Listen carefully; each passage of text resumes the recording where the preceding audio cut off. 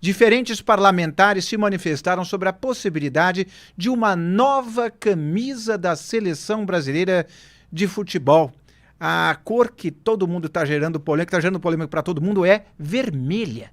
Houve quem elogiasse a possível nova camisa, como a deputada federal Natália Bonavides, do PT do Rio Grande do Norte, mas muitos também criticaram, como o senador Flávio Bolsonaro.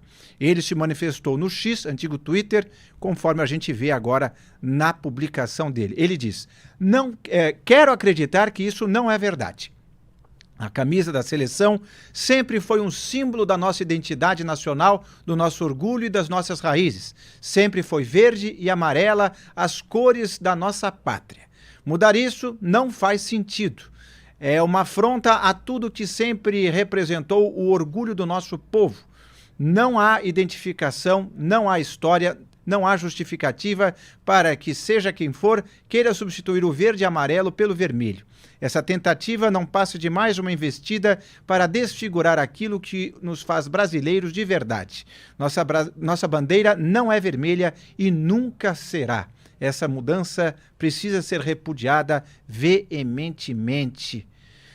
Guilherme Resch, ele tem uma pequena escorregada. A camisa brasileira quase nunca foi verde, ela foi azul em momentos específicos, mas sempre amarela, às vezes azul e raramente verde. Mas de toda forma, de onde surgiu esses rumores, esse rumor de que viria aí uma camisa vermelha?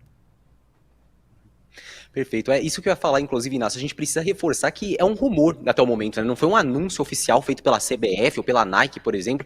Na verdade, essa informação ela surgiu de um site especializado em camisas esportivas, que é o Foot Headlines, que divulgou que a partir da Copa de 2026, a seleção não utilizaria como segunda camisa, que atualmente é azul, não utilizaria mais essa cor. Utilizaria no lugar, então, uma camisa vermelha. E mesmo as imagens, né, que estão sendo divulgadas, mesmo essa que a gente trouxe agora há pouco, são imagens geradas por inteligência artificial. Porque, como eu falei, não foi feito um anúncio exatamente, um anúncio oficial. A publicação ali trouxe então essa informação, numa notícia mais de bastidor, falando que a previsão é essa, de fato, que seja então utilizada uma camisa vermelha a partir da Copa de 2026, mas a CBF ainda não se manifestou. De qualquer forma, é o que você também falou, Inácio, os parlamentares estão se manifestando, teve essa manifestação do Flávio Bolsonaro, por exemplo, o senador Eduardo Girão, do Novo, foi outro também que criticou ali nessa possível mudança, perguntou quem que a CBF estaria querendo agradar, se o PT, a China, né, justamente por causa da cor vermelha.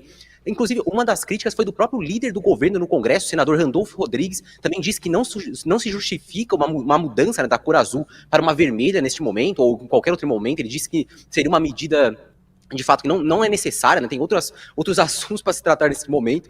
Enfim, a gente vê que mesmo de um governista, né, no caso aí o líder do governo no Congresso, também criticou essa cor, mesmo que o senador Randolfo Rodrigues é filiado ao PT, né, o PT que tem a cor vermelha também, né, como no seu símbolo. Enfim, de fato, como eu falei, não é um anúncio oficial, é um rumor, mas tá dando muito o que falar, né? Muita gente se manifestando, políticos em si, criticando essa possível mudança. Rodolfo Borges, essa possível camisa vermelha, na sua visão, seria uma tacada de mestre da Nike para vender camisa para os dois lados, digamos assim, do espectro político? É o que está se especulando.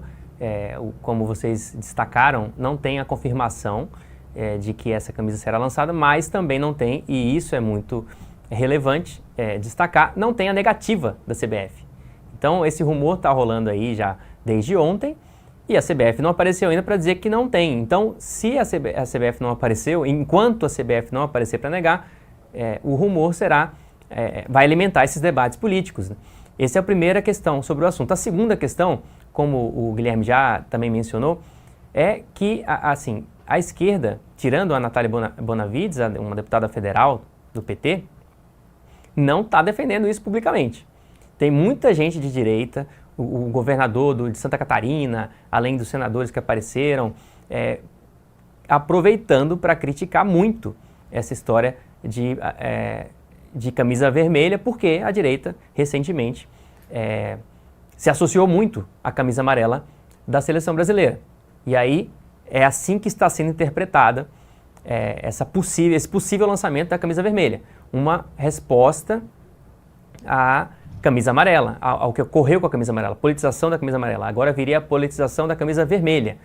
Do ponto de vista da fabricante, a Nike, seria uma alternativa para vender mais camisas durante o ano de Copa do Mundo, que é também o ano eleitoral, sempre no Brasil.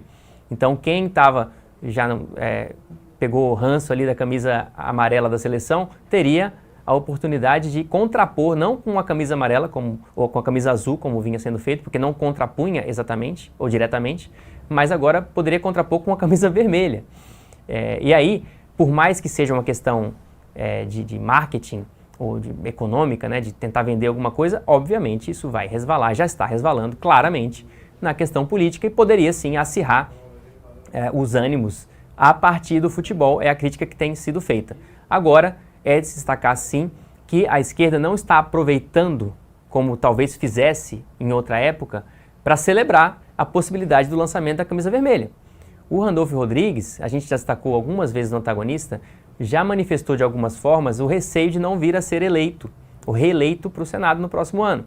Tem uma expectativa, principalmente no Senado, de que a direita, puxada pelo Jair Bolsonaro, vai conseguir fazer muitos senadores a partir da próxima eleição. E o Randolph tinha até apresentado lá uma mudança na forma, uma sugestão de mudar a forma como os senadores se elegem, né? Porque quando em algumas eleições o Senado, você vota para 2 senadores e você vota 2 vezes em 2 senadores. O Randolph chegou a propor e depois tirou essa proposta, porque pegou muito mal, de que se votaria apenas para um senador, e aí o primeiro e o segundo seriam ranqueados, o segundo seria eleito. Então, assim, seria uma outra demonstração, estou até publicando um texto na Cruzoé sobre esse assunto, de que o Randolph está com receio de não ser eleito por conta dessa onda da direita no Brasil. O líder da oposição na Câmara dos Deputados, Luciano Zucco, apresentou nesta segunda-feira um requerimento para que o ministro-chefe da Casa Civil, Rui Costa, preste esclarecimentos sobre a comitiva brasileira que viajou a Roma, na Itália, por ocasião do funeral do Papa Francisco. Além do presidente Lula, integraram a comitiva a primeira-dama Janja, o presidente da Câmara dos Deputados, Hugo Mota, o presidente do Supremo Tribunal Federal, Luiz Roberto Barroso, a diretora do Banco dos BRICS, Dilma Rousseff, e o presidente do Senado, Davi Alcolumbre, entre outros nomes. Guilherme Resch, o que é que a oposição quer descobrir exatamente desta viagem, que deu muito o que falar? Pois é, o líder da oposição, Luciano Zucco, ali nesse requerimento, né, que ele protocolou ontem, ele faz uma série de questionamentos ao ministro da Casa Civil, ministro-chefe da Casa Civil, Rui Costa.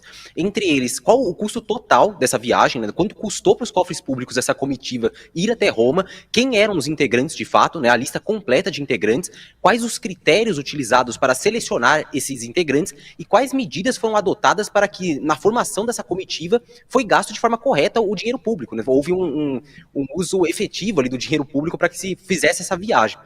Enfim, entre outros questionamentos, ele realmente faz uma série de apontamentos ali, perguntando para o ministro, e a gente tem que lembrar que o requerimento de informação, inicialmente, né, é como funciona de praxe, o Zucco, ele apresentou a mesa diretora da Câmara, só que a mesa agora precisa ainda designar um relator, né, que seria um membro ali da própria mesa para analisá-lo, ver se ele está dentro ali dos padrões, se segue as regras e se pode, de fato, ser enviado ao Ministério, nesse caso, à Casa Civil.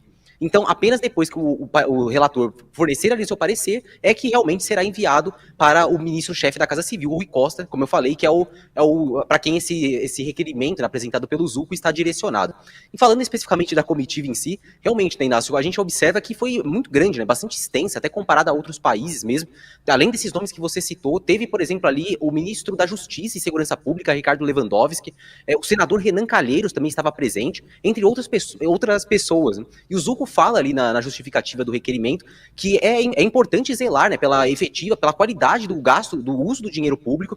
E por isso, então, ele usa esse argumento para justificar, ainda mais no momento em que o país está passando por dificuldades econômicas, né, em que deveria haver aí um corte de gasto por parte do governo, um uso mais, com uma qualidade maior do dinheiro público. Então essas são as justificativas apresentadas pelo Zucco. Vamos aguardar agora para ver se realmente, né, vai ser enviado. Acredito que sim, observando, comparando o requerimento com outros que já tiveram pareceres favoráveis por parte da mesa diretora, acredito que esse sim será aprovado também e enviado, então, ao ministro-chefe da Casa Civil. E a gente espera para ver as respostas do ministro, né? Até para saber se a lista que a gente tem, né, os nomes que foram divulgados, se só eram aqueles mesmos que estavam na comitiva, ou se teve mais gente que até o momento não foi divulgado.